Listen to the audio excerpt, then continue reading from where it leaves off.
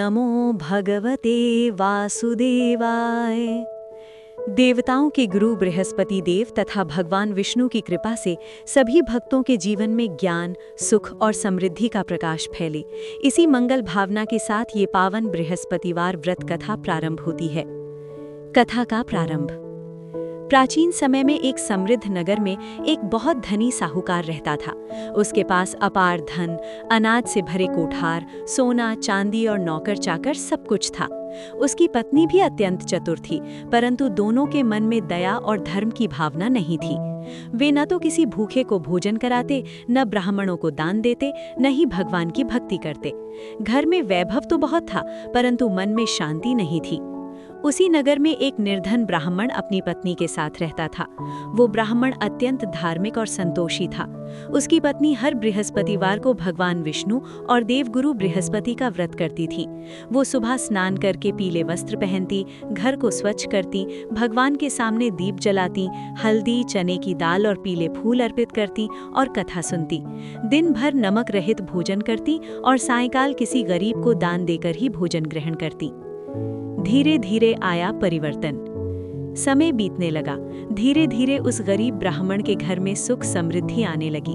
पहले जहां घर में अभाव था, वहां अन्न भरने लगा। बीमारियां दूर होने लगी, घर में शांति और प्रसन्नता बढ़ने लगी।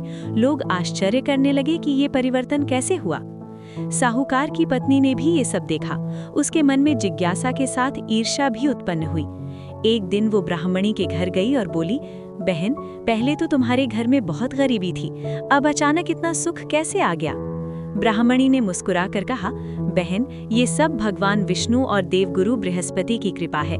मैं हर बृहस्पतिवार को उनका व्रत करती हूँ। ये सुनकर साहूकार की पत्नी ने सोचा, अगर इतना आसान है तो मैं भी व्रत कर लूं। परंतु उसके मन में सच्ची श्रद्धा नहीं थी। वो केवल फल की इच्छा से व्रत करना चाहती थी। अगले बृहस्पतिवार उसने व्रत तो रखा, पर नियमों की अवहेलना की। पीले वस्त्र नहीं पहने, नमक खा लिया, पूजा में मन नहीं लगाया, कथा ठीक से नहीं सुनी, किसी को दान नहीं दिया। वो सोचती रही कि केवल व्रत रखने से ही फल मिल जाएगा। कुछ ही दिनों में उसके घर में विपत्तियां आने लगीं। व्यापार में भारी घाटा हुआ, घर में कलह बढ़ गई, धन धीरे धीरे समाप्त होने लगा। नौकर चाकर घर छोड़कर चले गए। जो घर कभी वैभव से भरा था, वहां अभाव और चिंता छा गई। साहूकार और उसकी पत्नी बहुत दुखी रहने लगे। उन्हें समझ नहीं आ रहा था कि ऐसा क्यों हुआ। ज्ञान की प्राप्ति। एक दिन दुखी होकर साहूकार की पत्नी फिर उसी ब्राह्मणी के पास पहुंची। उसकी आंखों में आंसू थे। वो बोली, बहन, मैंने भी बृहस्पतिवार का व्रत रखा, फिर भी मेरे घर में विपत्ति क्यों आ गई? ब्राह्मणी ने प्रेम से कहा, बहन, भगवान केवल व्रत के दिखावे से प्रसन्न नहीं होते। व्रत में श्रद्धा, नियम और दान सबसे आवश्यक है। उसने आगे समझाया, व्रत मन से करना चाहिए, नमक रहित भोजन करना चाहिए, पीली वस्तुओं का दान देना चाहिए, कथा ध्यान से सुननी चाहिए, अहंकार त्यागना चाहिए। ये सुनकर साहूकार की पत्नी को अपनी गलती का एहसास हुआ। वो बहुत पछताई। उसने निश्चय किया कि अब वो पूरे विधि विधान से व्रत करेगी। अगले बृहस्पतिवार वो प्रातः जल्दी उठी, स्नान करके पीले वस्त्र धारण किए, घर को स्वच्छ किया और पूजा स्थान सजाया। उसने श्रद्धा से भगवान विष्णु का चित्र स्थापित किया, हल्दी, चने की दाल और पीले फूल चढ़ाए, दीपक जलाया, पूरे मन से बृहस्पतिवार व्रत कथा सुनी, दिन भर नमक रहित भोजन किया, एक गरीब को भोजन और दान दिया। इस बार उसके मन में सच्ची भक्ति थी। भगवान की कृपा। कुछ ही सप्ताह में चमत्कार दिखाई देने लगा। बंद पड़ा व्यापार फिर से चल पड़ा, घर में धन आने लगा, परिवार में प्रेम बढ़ गया, घर का वातावरण शांत और सुखद हो गया। साहूकार और उसकी पत्नी ने समझ लिया कि ये सब भगवान विष्णु और बृहस्पति देव की कृपा है।